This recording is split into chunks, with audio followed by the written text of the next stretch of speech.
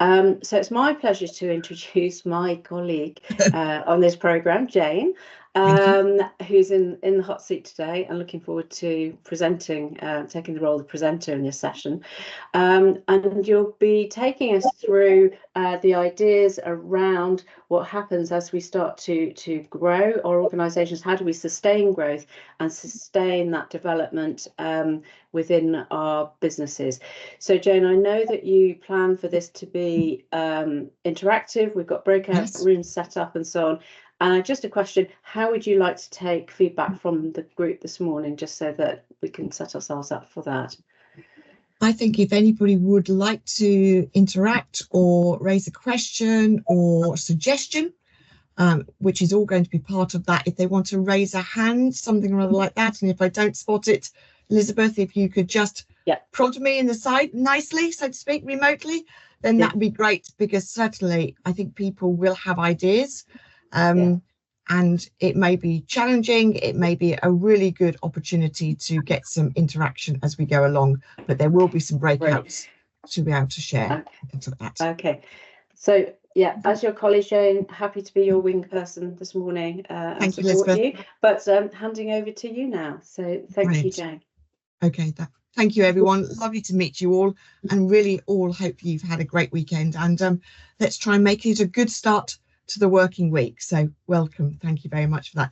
So yes, as a business advisor and a person here at BBF, we're obviously talking to many different businesses, and growth and that whole aspect of sales keeps cropping up on many people's agendas, and there is an absolute need for them to feel that they need to stop. Sometimes people, they say stop the rot.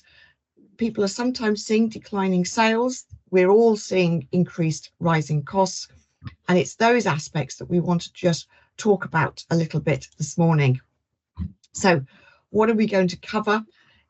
We're going to be talking about thinking about sales, okay? And many people recognize that they need to do that.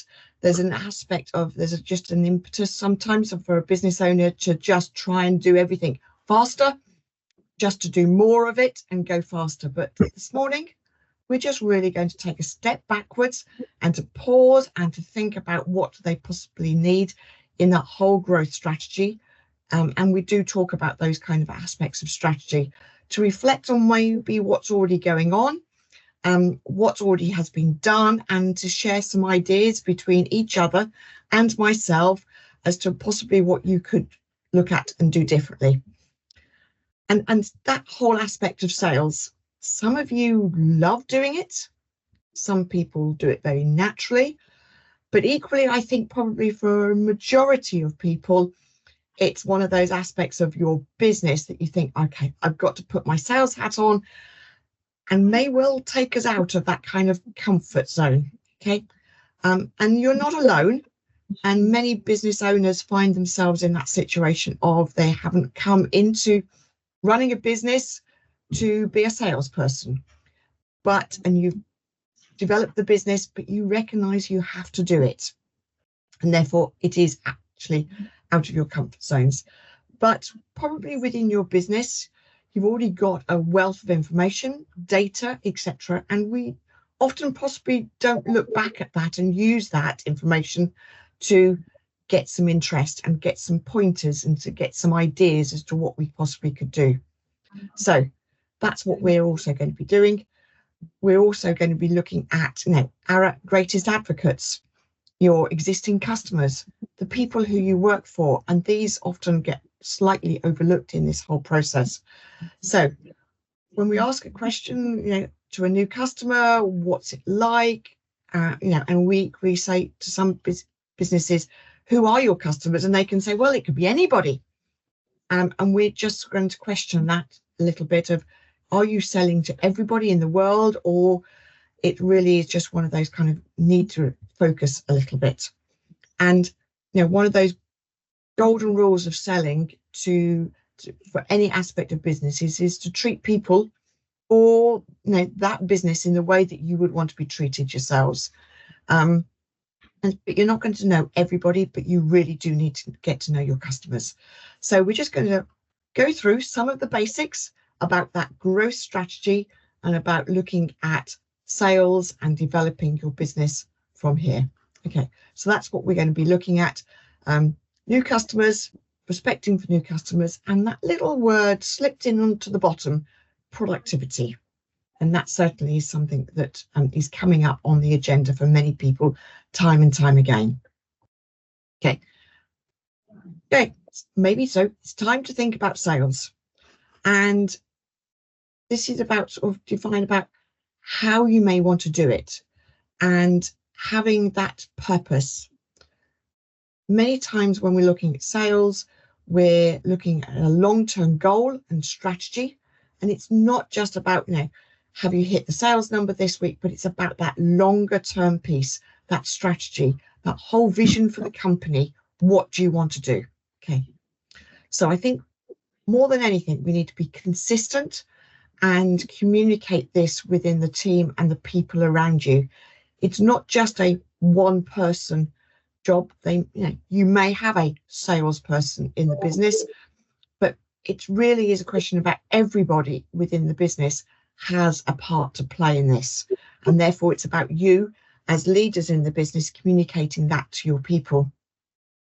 And it's making sure that everybody recognizes that they can contribute to the growth and the sales of this business. So it's about involving people.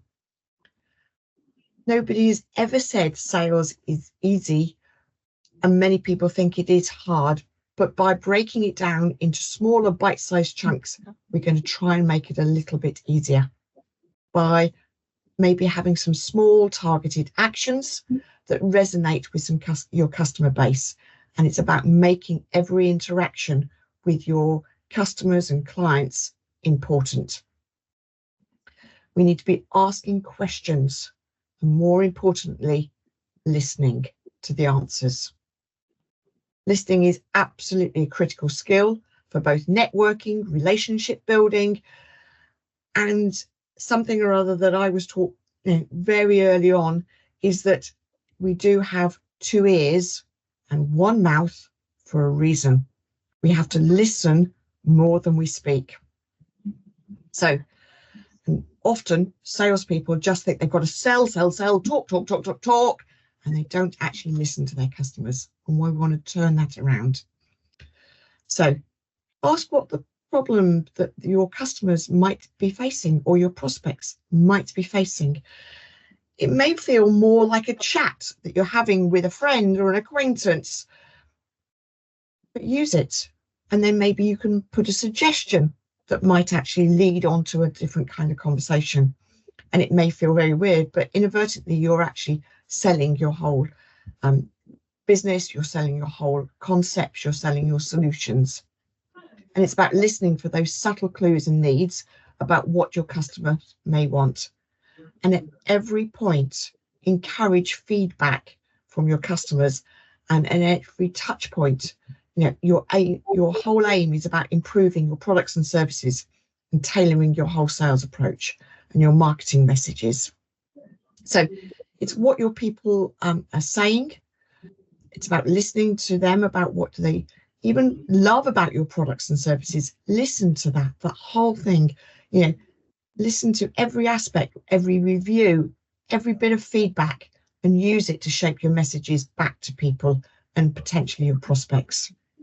And it is very much more taking that kind of personalized view. In the same way you're listening to customers, you'll get to know their pains, their goals, their personal aspirations about your products and things like that. And it's all about that sales approach, about them needing to align your products and services to what their needs are as well. But use that data to make some informed decisions, but very much make it personalized, but do ask questions and listen. Before we go on to doing really much more, other in-depth ideas, I just want to take a moment or two to talk about customer lifetime values. It's about taking that moment of reflection and going back and learning from what you already probably have information about, but we don't always look about. It's that customer lifetime value, and how you measure your existing customers. And I'm sure you've all heard it, but it's a little bit of a fundamental rule.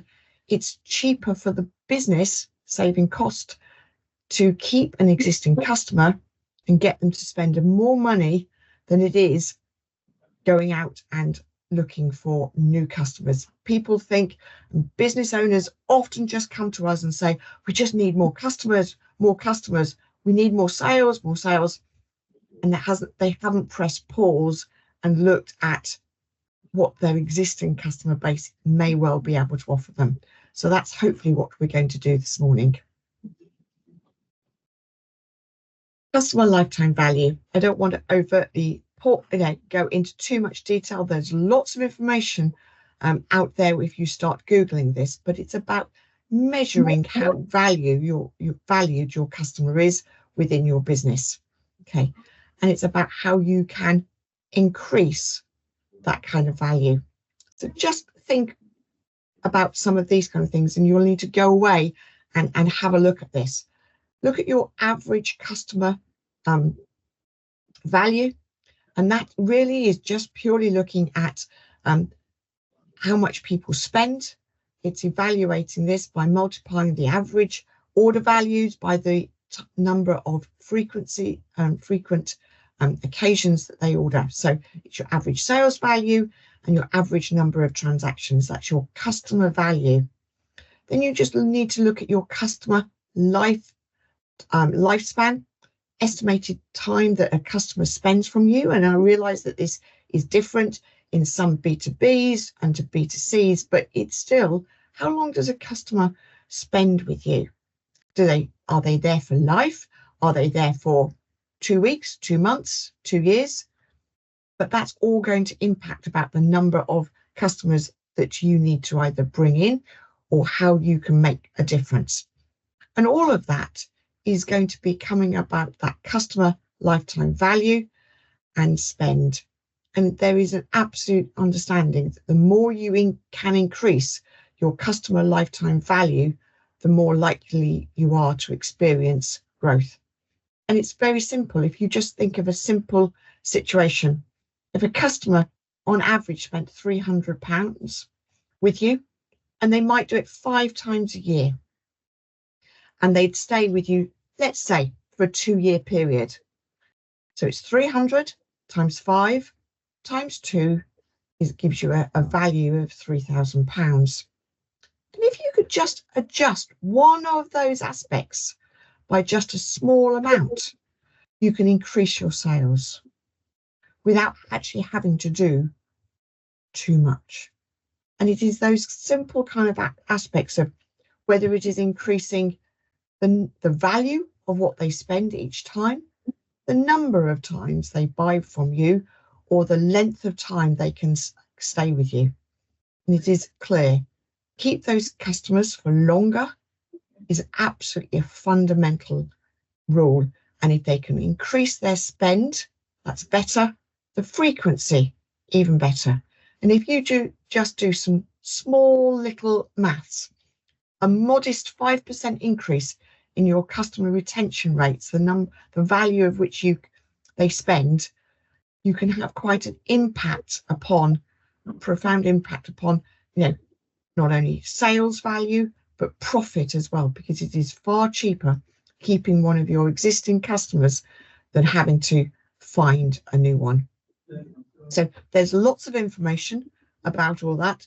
You can go into looking at churn rates and all of those kind of aspects, but don't underestimate this whole customer lifetime value.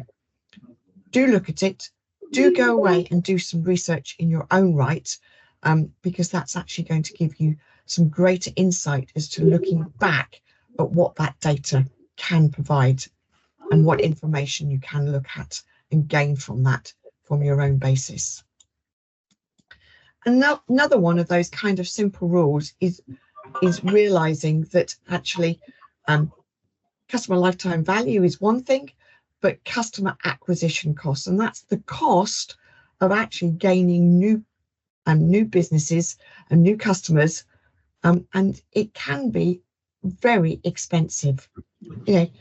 just to get one customer on board can actually cost a lot of money. And it is those aspects that actually just can get out of proportion. So it is really a question of, can cost up to 5 to 25 times more expensive getting a new customer than just retaining one and actually getting them to spend a little bit more. So do think about that and making sure that you've got the balance correct from those aspects. And it can absolutely affect a sales plan. So your customer lifetime value and your customer acquisition should be at a ratio of about 3 to 1. So, if you can get that in the right proportion, you can have a massive impact on not only sales, but the profitability of your own business. Do prioritize, get your own value, your own existing customer base, spend time and effort there before you just spend a lot of money getting new customers. And that's often what we see people do, is just that they feel they have to go and get new customers without actually putting any effort into going back and looking at doing something different with their whole existing customer base. But it is all this aspect of your marketing and sales strategy about those kind of things, identifying the most cost-effective way of acquiring new customers, and about looking at their own retention rates and average spend, and looking at potentially some of those cross-selling and upselling opportunities.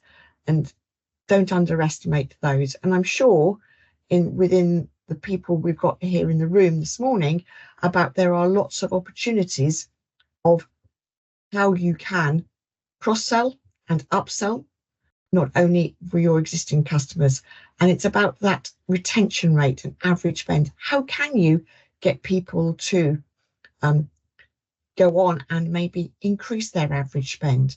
How many times can you get them to maybe spend a little bit more or more frequently? Or can they do something rather different? Can you add an extra little bit of percentage there?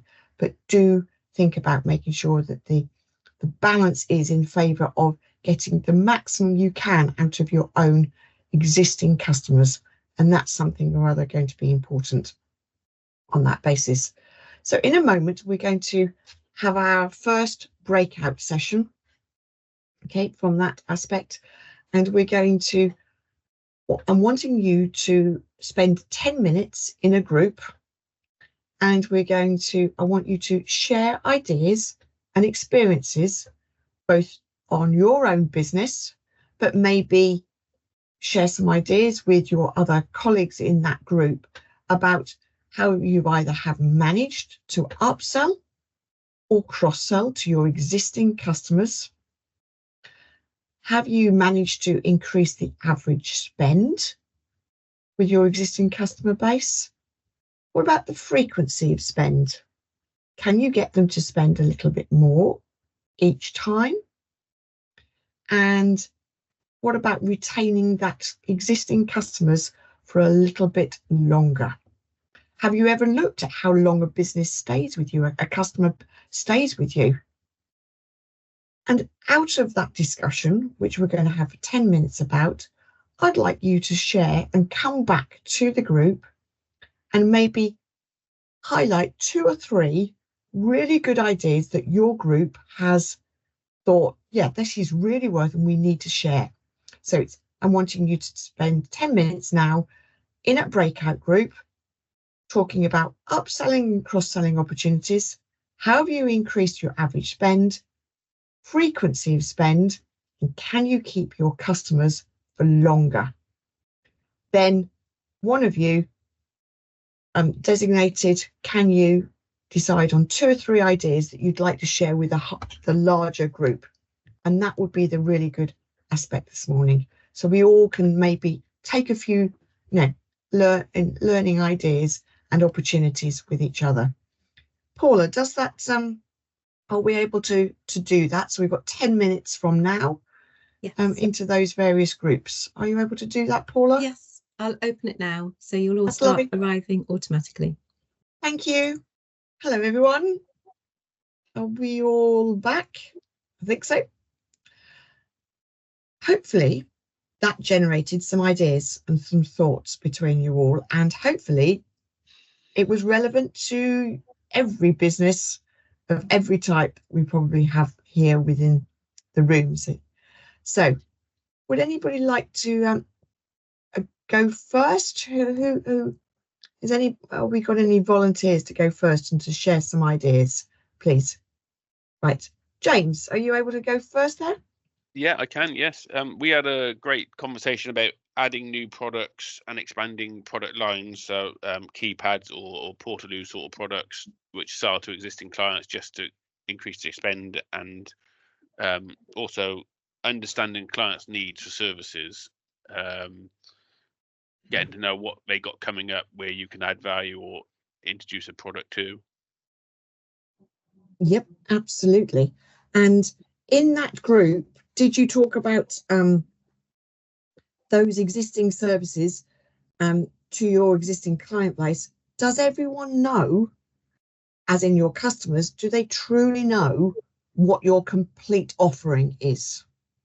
And that sometimes is one of the fundamentals. You know, if a business has bought one product from you, which is fine, and they loyally purchase that every 3 months, etc., do they realise that actually you've got a different service or a product that you offer that they have never used before? Are they even aware of that service? And so often, because they only buy that one thing, they click through, or maybe even not, or just do it on a repeat purchase or something or other like that, then we never go back to them and tell them what their other item is. Did that come up at all, James, in your group? It didn't actually. We didn't cover it. I don't think. Okay. I can't think of him. I don't think we did. Okay, brilliant. Janet, go. Janet, can I go with Janet there a moment?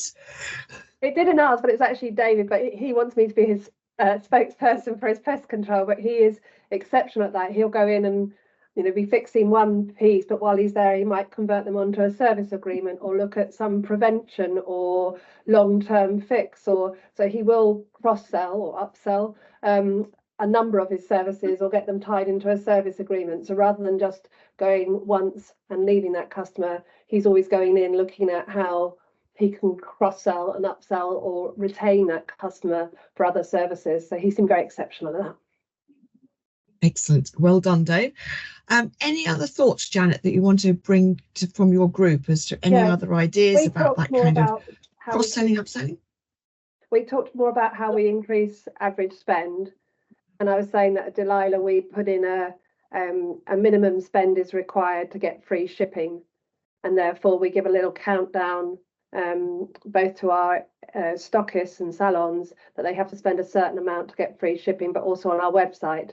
And then people are told, you spend another £5 and you'll get free shipping. We also do a lot of... and does that work, Janet, in your thoughts? Absolutely. Nearly everyone, not everyone, but a good 2/3 of our customers will do that extra nudge over to get free shipping. And actually for our salons and stockists, they all do it. They'll all come back and go, oh, just add 2 of these then so I get over the line to get the free shipping. So that works well for us. We also give a free sample sachet or a gift with purchase when you spend over a certain amount. We talked a lot about testimonials being so strong and how you gather them from bathroom fittings to pest control to products.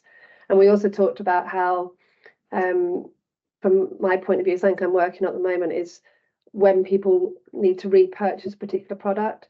So sending something out, we know that certain products will last them 3, 5 or 6 months, to send them something just before that period to nudge them. And we were talking with Bella about camping, how she's got some loyal existing customers. She could get them pre-booking, knowing that they're going to be coming back, and that she could send them something to get them tied in and the security of a booking earlier on in the stages. Excellent. Okay, some good ideas, because obviously from you're on a product, a consumer-based product, Janet, but it's how it can cross over into either a B2B or in a different type of service. type of an area. And that's what I wanted everyone to start thinking about. Any other people, any other thoughts and ideas? Janet, go on. There must be some others. I wanted to say one other thing about, you mentioned about, do we tell everyone what we're about? What we've actually done is we've built a B2B website now for our stockists and distributors. So we already had one for our end customer. And so over the last few months, we just thought, well, why don't we do that? But on that, we put all our sundries and all our extras, collateral, and we also put all our training. So now when people want to get to their training, they're kind of on the side of it, they're shown some other things they might not know that we do. We do a whole bit about perfectly partnered. You bought this, so we'll always make a suggestion. You bought this. Have you thought about buying this? Other people like you also buy this. Brilliant. Okay, so you're making those recommendations, that natural add-on purchase. Brilliant. Thank you very much for sharing, Janet, and from that group as well. Anybody, any other volunteers for your groups? There should be 2 other groups to give some feedback on. I can do a bit from my group, Sharon and Sean. Lovely, thank you, Louise. We talked about a few different things, actually. We all agreed that tailoring our approach to different clients was really important. But also, which I thought was really interesting, Sean mentioned that sort of what she does is she's got a large client like the NHS, and obviously she can diversify within that large client and get other contacts, other teams and departments, which really makes sense about keeping a large customer in different areas and departments. Very obvious one, but yeah, obviously that's a good one.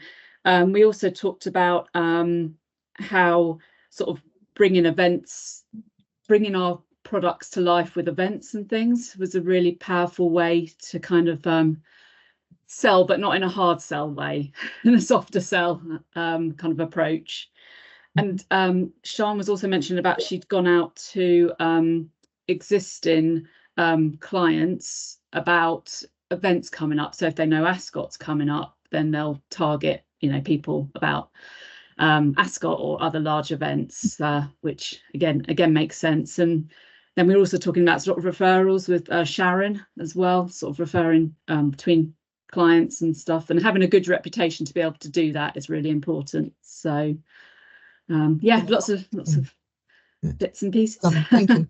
And Sean, your large NHS customer, I would imagine, because there may well be multiple different departments or something like that, they each actually might have their own needs and requirements.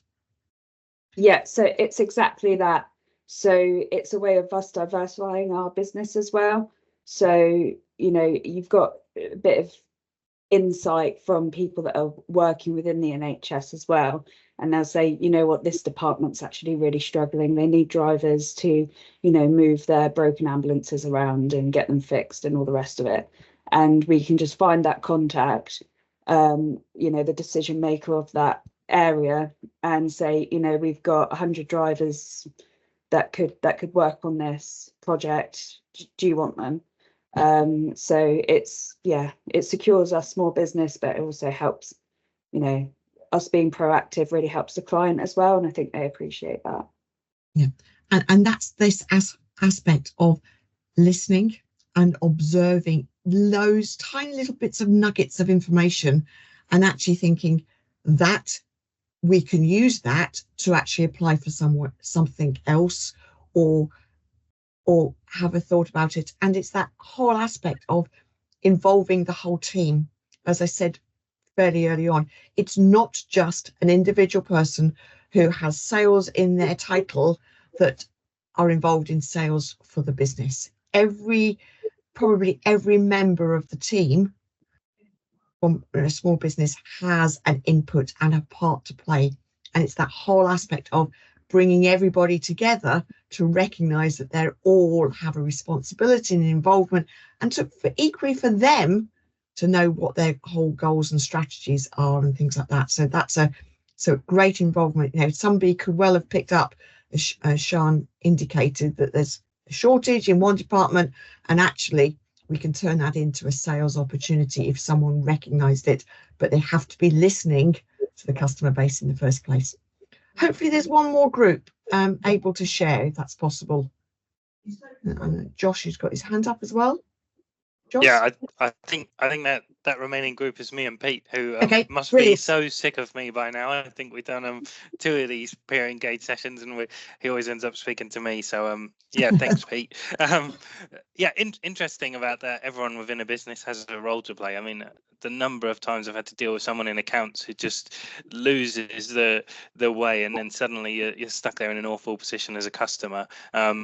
But back to us thinking about our businesses. I mean, we mostly spoke around retaining existing customers as well as upselling and cross-selling.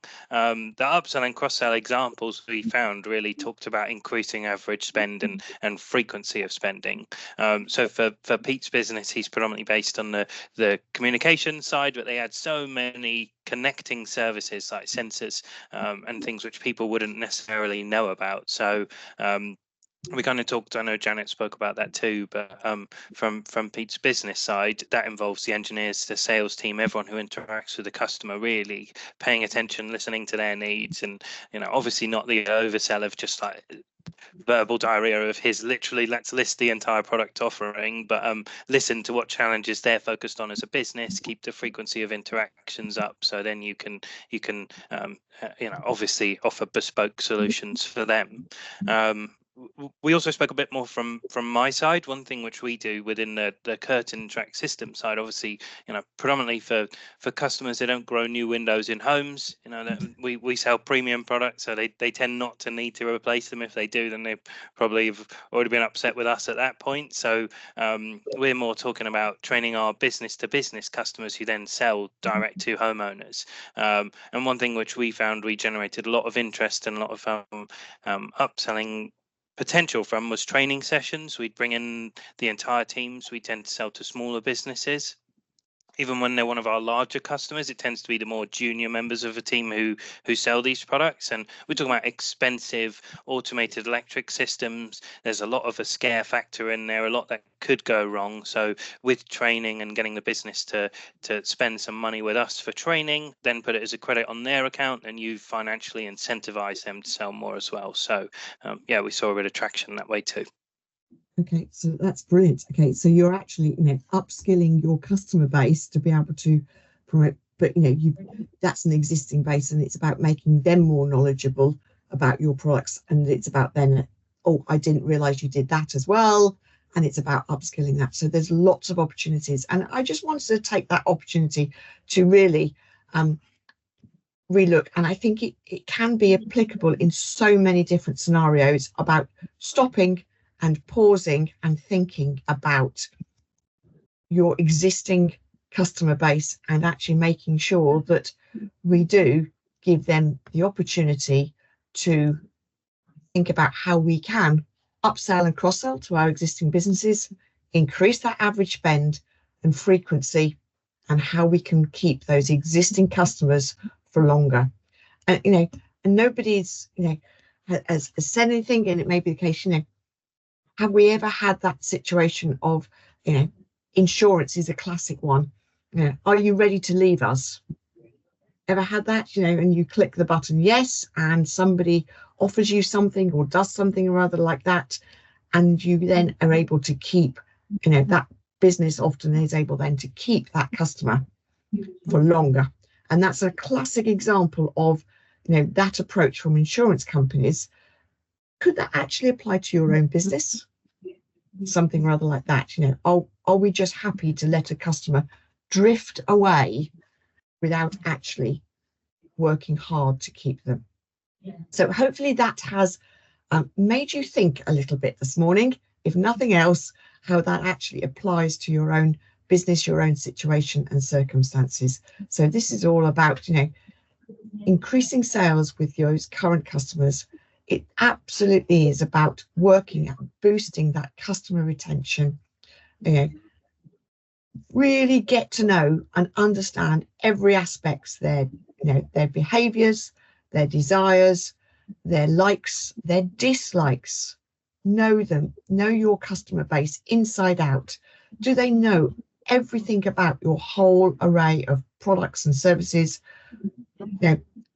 listen to their feedback and what they're not saying as well, and maybe even ask them some pertinent questions and things like that. You know, make sure you customize your offering to them. You know, it doesn't just mean for e-commerce businesses and things like that. You really can cross and upsell to a B2B business as well. Personalize that service, show them the opportunities, and inform and train your customers, as Joss was saying. If you're not already doing it, ensure that you have effective customer feedback processes. How do they feel? Has anybody talked about how did that product or service make you feel? Did it make them happy? Listen to them. Maybe even get someone to give them a call and ask those questions. And do reward with loyalty some of your businesses and who you're working with. Reward their loyalty. And it doesn't just have to be money off. Encourage your people to share their inside information. We talked about that. Ask them to, yes, refer or recommend something or other that may be applicable to your products. Celebrate the occasion, the anniversary of your product. Tell them it's a year old today. You're sending them happy birthday to your new product or the product they bought a year ago. And do they need any spare parts or anything else like that? Don't be afraid to tell them how old it is, because they may need a new one at some point or other. Or I think Janet said when their product may be running out. It can apply in so many different ways. So do remember anniversaries and happy birthday to the product or service of when they started dealing with you. And something or other, very simply, don't just sell to them, serve them. Really make them feel valued as a customer. Appreciate them, listen to them. A personal response sometimes. So often you may well send out an automated, an acknowledgement.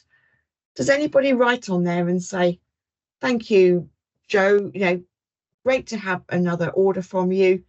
Love to hear from you again. Let me know how this new product works. Handwritten note in the box that goes out, or something or other like that. So often we forget that kind of personalized aspect. And it's so easy to overlook and do it, and always try and remain one step ahead.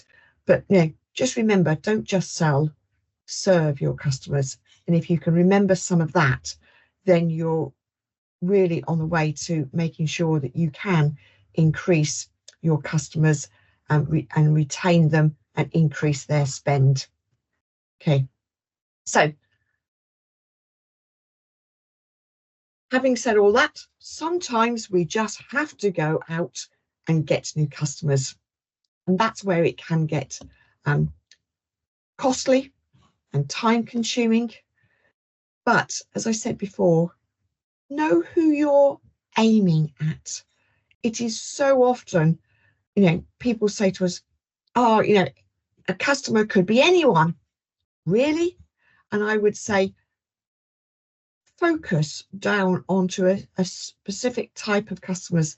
Some people have, avatars of, they know exactly what the customer is going to like to be wearing, how they feel, what type of sector they're going to be, where they're located, what kind of, size, spend, make sure you really do know who you want to at least target, know who your customer is going to be, and know the pains that they are potentially facing, even if they don't know you yet.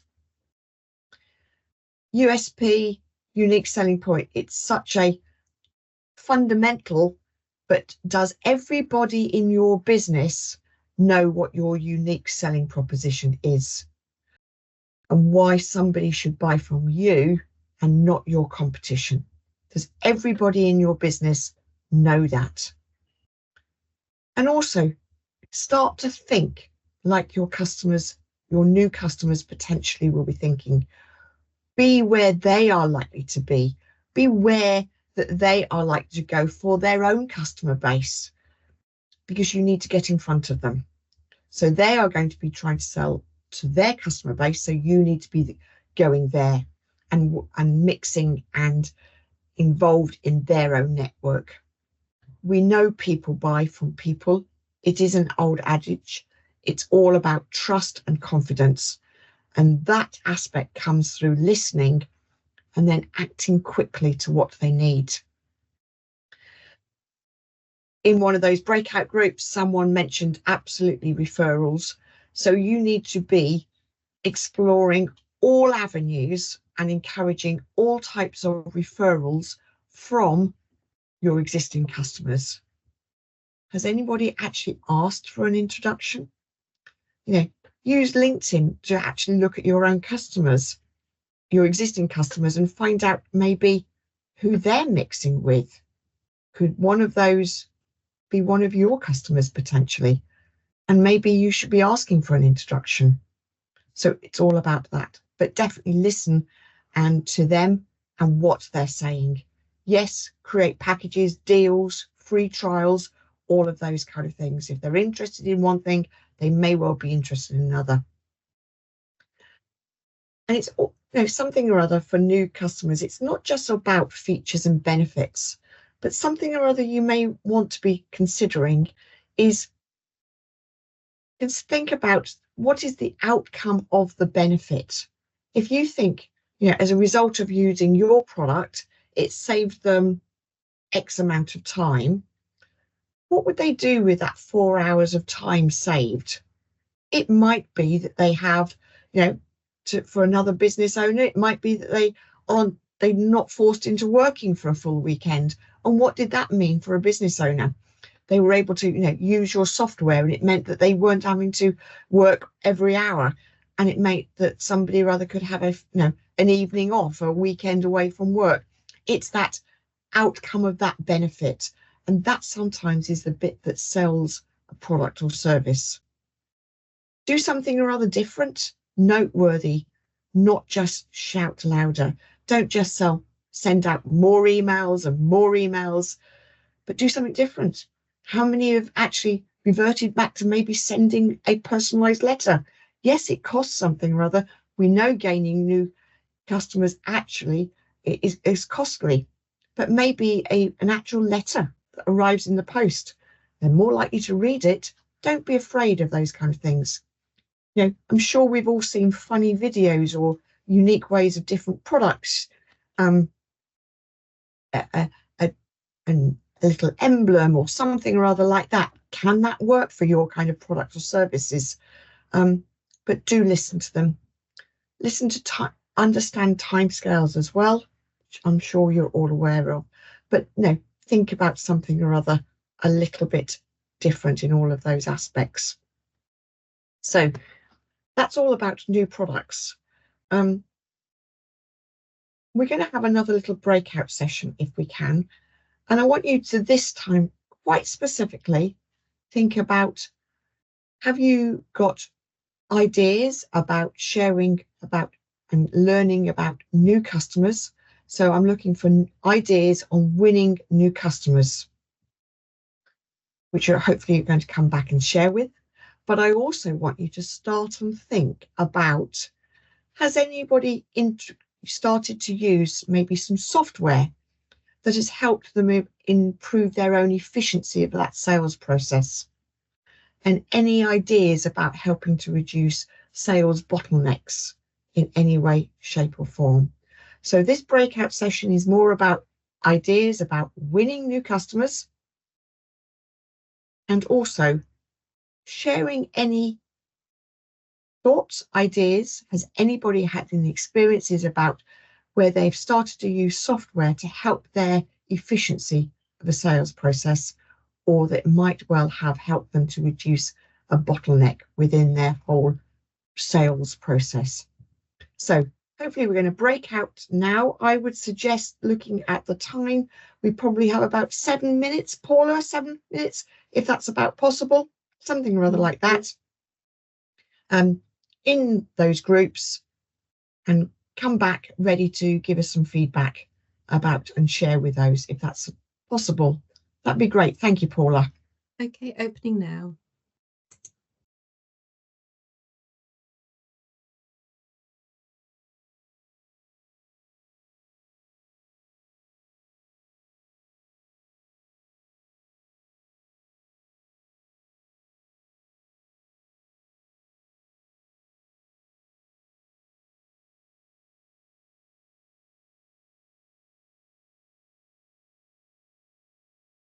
Thank you.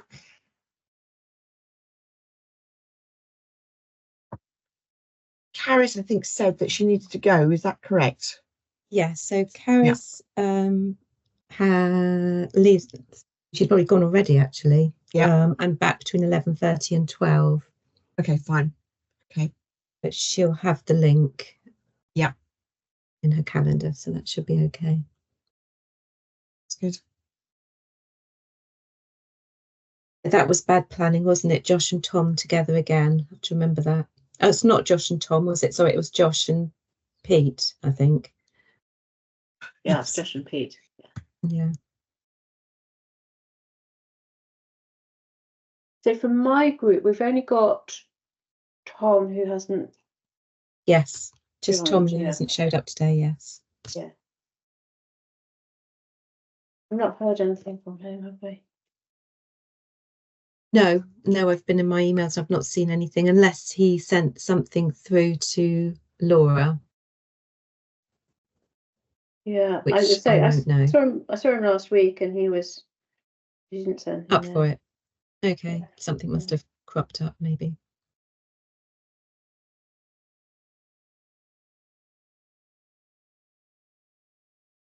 Any of these people likely to apply for the business awards? Have they been encouraged? Just I'm getting a bit concerned with entries and want to make sure we get as many as we can. So if that's something you can bring up in your session Okay. later. What's the deadline? 20th of May. So there's Wow. still time, but it's imminent. But there is still time. Yeah. Just running down the list, I'd have thought some of these could. Well, I think Emma already has or will or Yes, in the past. Yes, definitely. Yeah. Caris, I think, has either started or something like that. That's good. Yeah. I think, or certainly was thinking about that. Janet, previously, this has been a bit contentious for her. She's applied and wanted feedback and doesn't get feedback. No. And okay. And it's one of those aspects of I'm only going to apply again if I can get some feedback as to why. Yeah, I can understand that, but Heather's adamant no feedback. I know, no feedback. I know. Yeah. Which, yeah, fine. I've picked that up from a couple of other people saying, I've done it 2 or 3 times. Always the bridesmaid, never the bride. I'm not doing it again. Yeah. Because they've also then spent money coming to the awards, and they get excited and then don't. But that's just. But there again, if you get to be a finalist, you do actually. I know they've spent money and all the rest of it, but you do get quite a lot out of just being a finalist. You get a lot of PR just out of that. I think it's the people who spend a lot of time entering and don't even get to anything, not even a judge's visit or anything. Yeah, it must be quite demoralising, mustn't it? Yeah. That's what I picked up on a few times. Yeah, no, I get that. Yeah. Okay, but any push you can give would be greatly appreciated. Have you got people coming from MD Ngage? Are they entering? Because we've been they should. About it. No, they should. Can you see that they're? I'm trying to think who we've got so far. I don't think we have got anybody at the moment. I'll have to have another look through, but I don't think so. But we should do, shouldn't we? Yeah. Probably, realistically, not going to, and probably going don't know, may finish a couple of minutes before 10 to. Okay. Okay. I just thought that they've probably got quite a lot to say in their feedback, so you can probably use the time out. Yeah, fine. But I'm just saying it could well be a couple of minutes beforehand. I won't probably be going over. Let's put it that way. Yeah.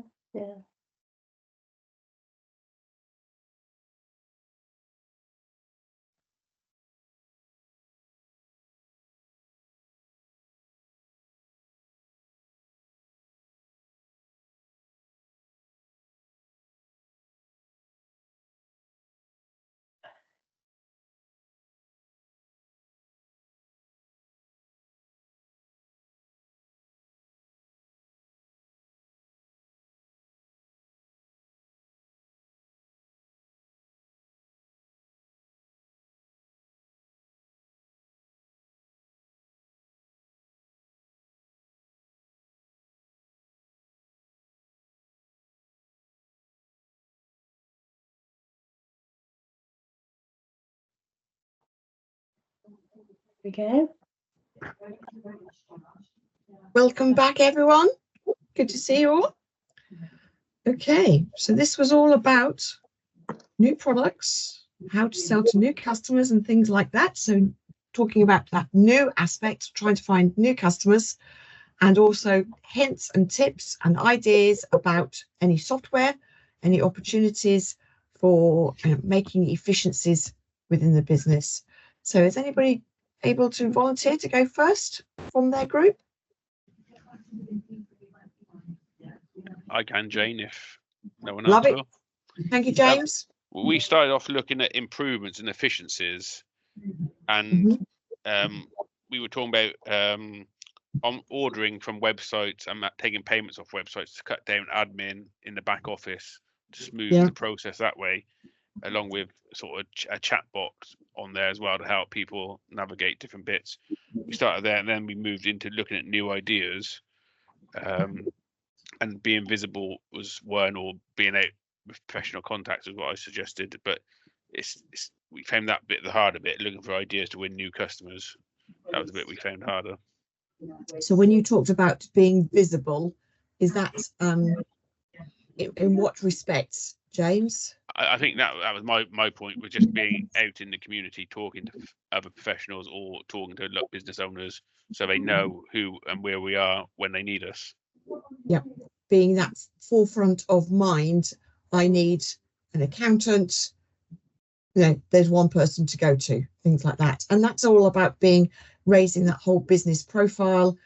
And it is, so often that you need to be, contacting people in a variety of different ways, because at some point or other, something or other drops and they suddenly realize they need either a change of accountant or something or other like that, or they need some greater advice or something or other like that.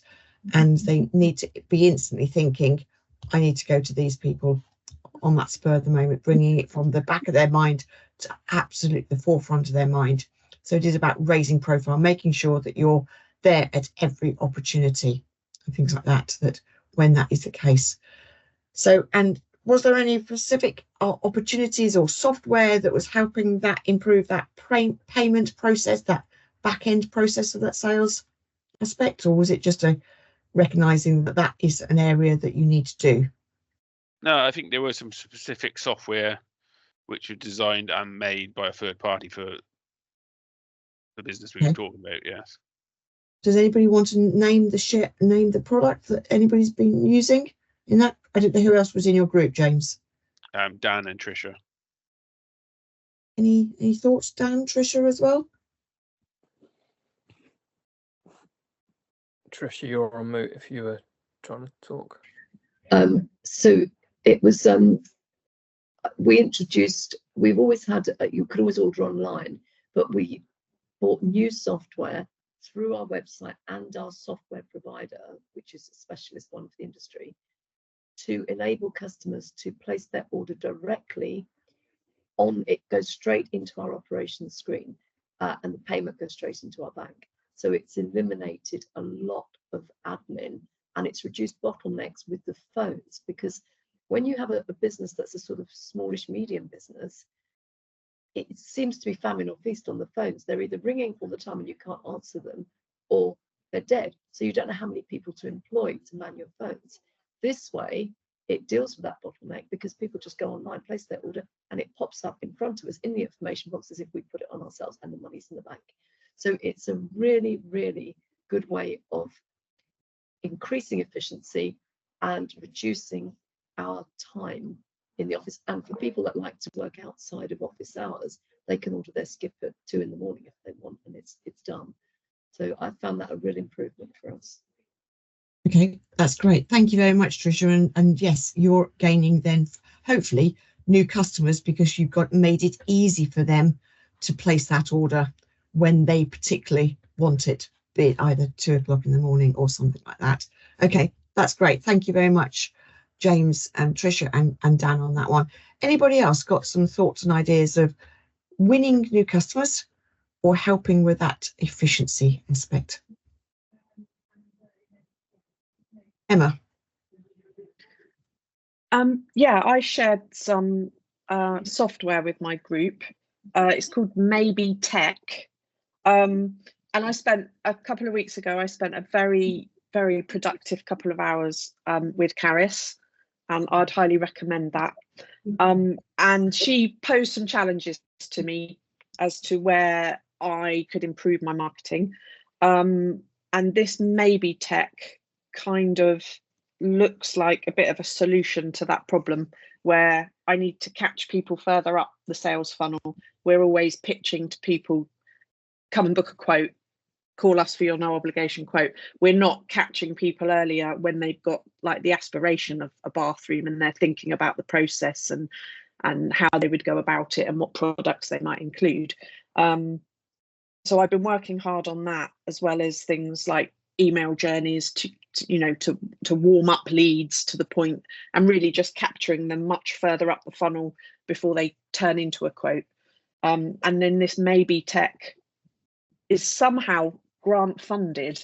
I've managed to get a year's free subscription to it, and also £500 free Facebook adverts, which I'm not entirely sure how it's funded, but it's based in Birmingham. There are people all over to help. I found it really useful. I'm finding it really useful. Excellent. We'll catch up on that one later. Maybe Tech, there is some shared prosperity funding for that. I thought it was for certain types of business, so interesting that that you are using it. We were understood it was for retail businesses. So okay, that's interesting. Oh, okay. Yeah. More category. Okay, we'll catch up. Lovely. And if anybody wants any information, then do come and ask about that. Dave. Yes, you'll be glad to know, Jane, that we are looking at upgrading our website and improving that. In amongst all that, we've got quite a lot actually of tech that's already embedded into our website. Our contact page, if somebody goes onto our contact page, they can fill that in, and that automatically drops into another system, an IT system that we have, and it sends out the customer an acknowledgement, and that then goes straight and gets allocated straight to one of our technicians from there, depending on where the postcode is.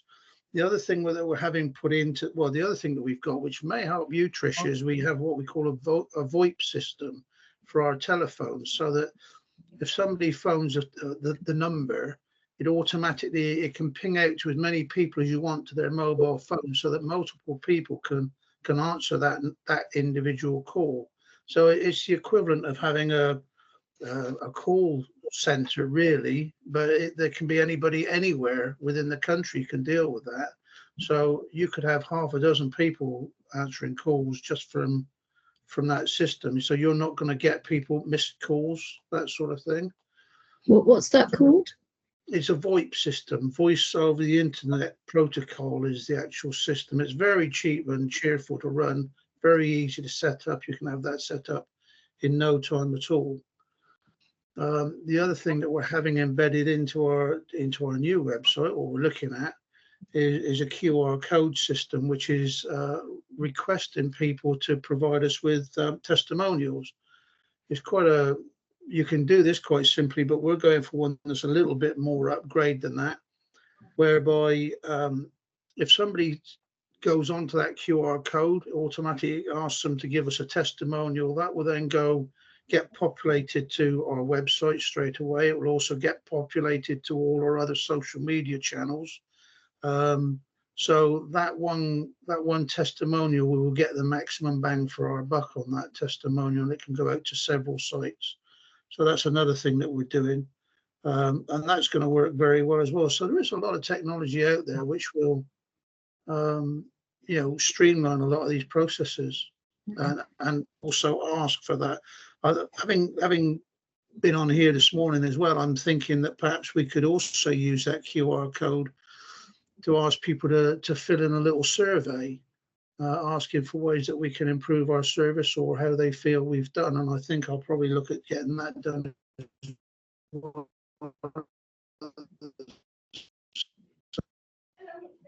Ideas. Excellent, Dave, and thank you for sharing that. And equally, let's always remember to say thank you for when people give feedback. Feedback to us is always important in any type of business. So yes, you can automate a thank you, but sometimes you might want to actually go out of your way to actually say a personalized thank you when somebody really gives some very good feedback.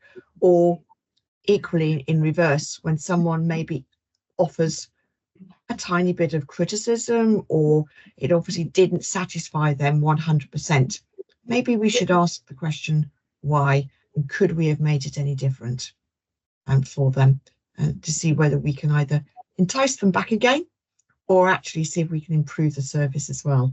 So it works both ways. Either way, either end of the spectrum, we need to be asking and responding back to our own feedback. So on that, thank you, Dave. Was anybody else like to share some either ideas about winning customers? Josh, thank you.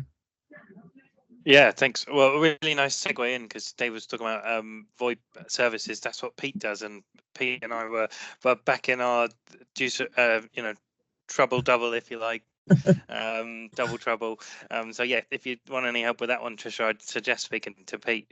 Yeah, we actually didn't speak too much around software, which was interesting, given that's kind of what both Pete and I probably focus a bit more on within the business. Within the field of winning new customers, we mostly were talking around lead generation side rather than actual sales process activity or speaking to the customer, but how do we get more customers to come to us? We talked around AdWords, obviously optimization of a website. You can do things like conversion rate optimization, which is just improving the navigation and ability for a customer to place an order. Then tools and information on there, things like case studies and blog posts. We as a business, we've been doing a lot around blog posts recently. Marcus Sheridan did They Ask You Answer, which is all about answering all the questions that no one wants to answer, that your customers may have. So they'll come to you for the answers before they even know it. So very similar to what Emma was talking about with Maybe Tech, about reaching higher up within that sales funnel. Before they even know they're looking to buy a curtain track, they're already reading about where the best curtain tracks are, what the best companies are, and they're on our website already. So that's the idea there. Obviously, referrals are massive within our industries too. And Pete was talking a lot about the work that his company does on LinkedIn. So trying to target specific individuals within companies, finding similar members with job titles and those within certain networking groups, and find the right people to speak to within businesses, which, as we know, massively helps when we're more on the cold side of interacting with businesses and people. Then obviously we're talking around building relationships, supporting people wherever we can, whether that looks like an immediate sales opportunity or not. The idea of the whale, you never know whether you're speaking to the whale or who knows who and where the whale exists. So, obviously treat everyone and treat every opportunity as a sales one.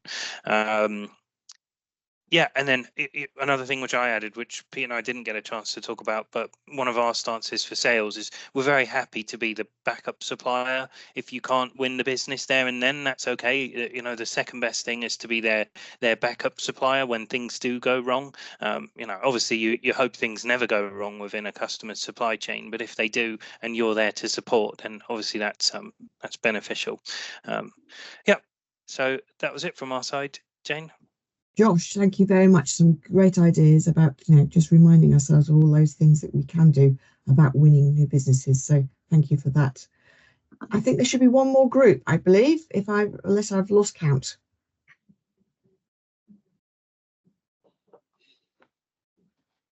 Anybody from the other group? Is it our group? I think it could be. Yeah, I think so. Yeah, I think it is. I had to dip off the call because I got sorry out, but no, that's okay. Yes, so we were sort of saying about getting new business. Again, it was the way that VHO Solutions approaches getting new business varies. When it comes to the private chauffeuring side of things, then it's very much Google Ads. And software wise, we use HubSpot, which is a CRM, and then we've upgraded it lots recently, so it's really automated. And also we've been working on sort of reducing our touch points. So if before we'd have a client who would end up speaking to maybe a few people in VHO, whereas now we're like restricting it to maybe 2 people and the driver, and keeping it really sort of uniform and less sort of messy. And then with with public contracts, with that, to get new business, you need to bid for them, so you need to know when they're coming out. Sometimes you might already be working on the contract and then find that the tender's coming out for it, so then you might potentially lose it at that point. But the software that we can use for that is Stottles. So that actually uses AI to find all the public sector contracts and tenders that are out there, when they're due to expire, the contacts for each of them, the value of them, the whole lot, and then it uses AI to actually help you bid for those contracts as well. So there's a lot of technology coming out, which is really useful. But I think for our group, none of us are really selling. It's not like we're selling stock, really. I think with Sharon, it was service. More networking, and collaboration. And with Louise on the marketing side, it was sort of, you're saying more events, wasn't it, Louise? Yeah, definitely.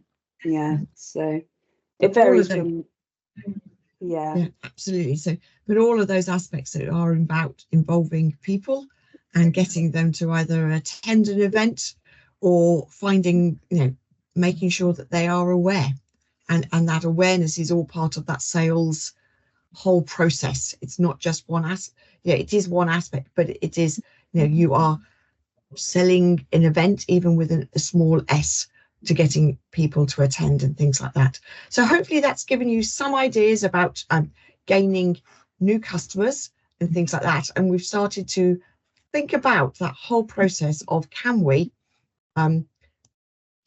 look at and using new technology to improve some efficiencies.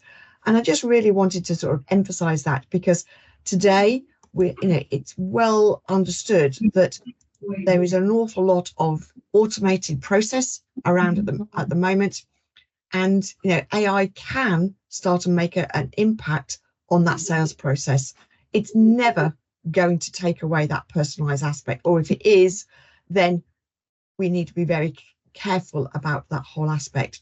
But it's about trying to free up our time. And if you just think, don't use it to write necessarily a presentation or something or other like that, but it could well help you maybe get the background of a new client, and those kind of research the client, get their understanding the background to the industry, the challenges, who the board members are, and it might well be able to do that. It can help maybe with starting point of outbound email marketings, but it's about that using it for that first draft as opposed to just completely automating it 100%. Software is developing, and we need to make sure that we can actually embrace it along the way. So ultimately, what we've done and summarizing this morning, sales is not necessarily easy, but let's make it and take it into bite-sized pieces, making sure that we don't forget how we can actually maximize the engagement with our existing customers. And ultimately, every sales is an opportunity to make a difference. Think of it something rather like that. It's about that every interaction counts to solve problems and to create value for not only your business, but actually create value for your customers. Embrace it, be enthusiastic towards your customers, and making sure that you can give and act differently to them, and they will remember it.